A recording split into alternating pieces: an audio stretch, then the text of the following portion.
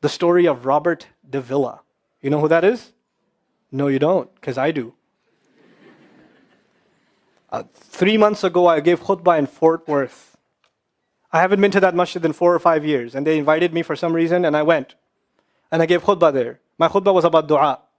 An Egyptian fellow comes up to me, a young man came up to me afterwards, he goes, Allah fulfilled my dua today.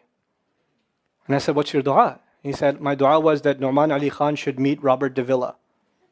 I was like, are you Robert de Villa? He goes, nope, I am not Robert de Villa. Robert de Villa is my friend. But I think Allah is fulfilling my dua. I was like, fire away, I want to know. Robert de Villa is a young man who lives in a town 40 minutes past Fort Worth. He was a farmer, young guy. And he was hit with some sort of genetic disorder that kicked in later on in his life, and he became paralyzed from the neck down. And he lives in a nursing home. Most people in that nursing home are 90 years, 100 years. They're really, really old people. And then there's, his room where he's paralyzed neck down. He's the only 30-something-year-old that is in the nursing home, okay? And he's been in that nursing home for the last 10 years. His family got a computer for him that's voice activated, so he can give voice commands, put a headphone on and Google stuff and search stuff so he can surf the web and find information. In his room, and by the way, staunch Christian family, the minister comes and prays for him every week and things like that. And his best friend was in the bed next to him. One of his best friends. He became best friends because he met him at the nursing home. This person was also paralyzed and he needed a new liver. Okay? A liver transplant. He was waiting for a liver transplant. And they used to talk about, God and things like that all the time. They were good friends. Finally, his best friend got a call that there's a donor available for the liver. So he's so excited. He goes, Robert, I'm going to miss you, but I'm going. I've got a donor. So they take his friend and they go into the operation, and his friend died at the operating table. Now his friend, who's also a Christian, the deceased friend, his sister, took one of the amulets of his friend, a crucifix, and she gave it as a gift to Robert. This is a reminder of your old buddy. So he hung it on the side of his hospital bed. Robert de Villa lives a pretty decent life in there. The nurses take care of him. He's a happy guy. And one day he goes to sleep and he sees a man in his dream. That man says his name is Muhammad. And he says, pointing at the crucifix, God did not send messengers so they would worship the messengers. God sent messengers so you could worship God. And Jesus was just a man. He walked in the markets and he ate food. He walked in the markets and he ate food, and the dream stopped.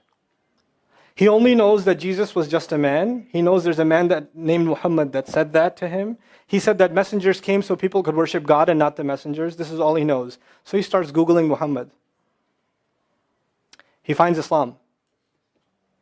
He takes Shahada. When he takes Shahada, he wants to learn about the Quran. So he goes on these chat sessions and finds somebody needs to teach me Quran. He finds a brother in Egypt that he gets together with on Skype to try to learn Arabic. Learned the Arabic alphabet. Once he learned the Arabic alphabet, he learned to recite the Quran. He memorized 10 surahs from his hospital bed. Then he said, I'm beginning to memorize the Quran, and I'm beginning to learn about this prophet, but I need to understand the Quran. So he starts Googling how to understand the Quran. And for some reason, he ends up on my videos. And he starts watching my stuff. And he watched almost everything. And then here's the kicker. In the nursing home, there was an Egyptian fellow that used to come in and do some repair work. The Egyptian fellow has his own awesome story. The guy had basically lost faith. He wasn't religious. The nearest masjid to him was 50 miles away. So he didn't really go to Jum'ah much anymore. But he felt a spiritual void, so he started going to the church just to feel closer to Allah. Raised Muslim. He goes to the church just to feel closer to Allah. He's passing by Robert's room one day and he hears وَالْعَصْرِ إِنَّ الْإِنسَانَ لَفِي خُسْرٍ. So he walks into his room and says, Robert, what are you listening to?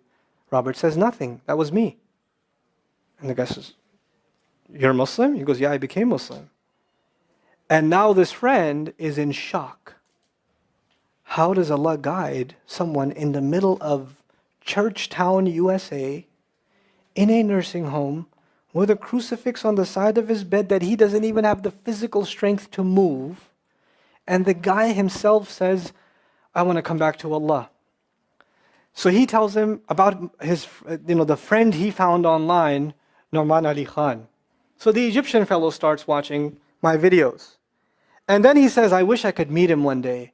And he says, okay, I'll pray for you. And after 5 years, that Egyptian friend shows up at the same masjid that I haven't been to in 4 years. And after Jum'ah says, I think Allah wants to fulfill my friend's dua and my dua. So I said, I think He does. Let's go. So I took a few of us and we went. And we met with Robert. We had a beautiful conversation with him. And inshallah, for Eid, we're going to go to his nursing home again. The nursing home was pretty shocked. You're all here to meet Robert? He's like, yep. Why do you want to meet him? He's an inspiration. We're like, okay, let me check if we can. And they had to call the hospice administrator and all this stuff. And then eventually let us in. And Robert's in shock. And then I meet with Robert, we're talking, and I was like, hey, Robert, so I heard you memorize some surahs. He says, yeah. Can you recite one for me? So he recited Surah Al-Asr. Not one of us was not crying. We're just in tears. When somebody turns to Allah, don't worry about the means. Guidance will come. Balance will come. I want to tell you some more about Robert because young guys are here. Young guys that play basketball. Young guys that are healthy. Young guys that have ambition. I told you what's his paralysis, from where to where? Neck down. He has a special wheelchair that has to hold pretty much every part of his body in place. He can't just sit in a wheelchair. It holds his neck and it holds every other part of his body in place because he has no control over his limbs. And he has to have a special van where the wheelchair locks in so that if it goes through a bump or whatever, he doesn't, receive the shock. So he made a request. He wants to go to the Friday prayer. They didn't have the special van, so they put him in a regular van. And so he went to the regular van and a few bumps and his spine got even more hurt. He went to Jumu'ah. He came back in excruciating pain. And they said, I'm sorry, Robert, you're no longer able to sit in your wheelchair. You're going to have to stay in your bed for the next 6 months at least. If you see recovery, then you can get back up again. I met him in that span. He had already been in that bed for 3 months already.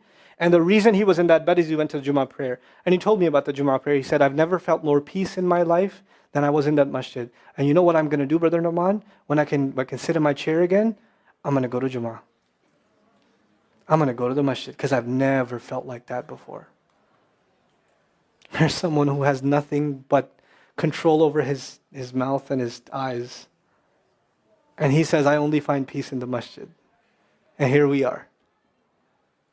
These masajid, I don't care what ideology, what school of thought, what they're talking about in the masjid, what fitna is there. I don't care. It's still Allah's house. Just go to pray. Don't go there to talk to people. Go there to talk to Allah. Just go to talk to Allah. You're just going for you and Allah. That's it. That's it. Other things will come, but you're not going for them. You're just going there to find peace. You'll become different people. If Allah can guide Robert Davila, Allah guide everybody. And then he said, sometimes I wonder why Allah put me in this position. And then I say to myself, what am I kidding? Allah has given me so much. I am so grateful for what He gave me. And if this is the way He was going to bring me to Islam, it's all worth it.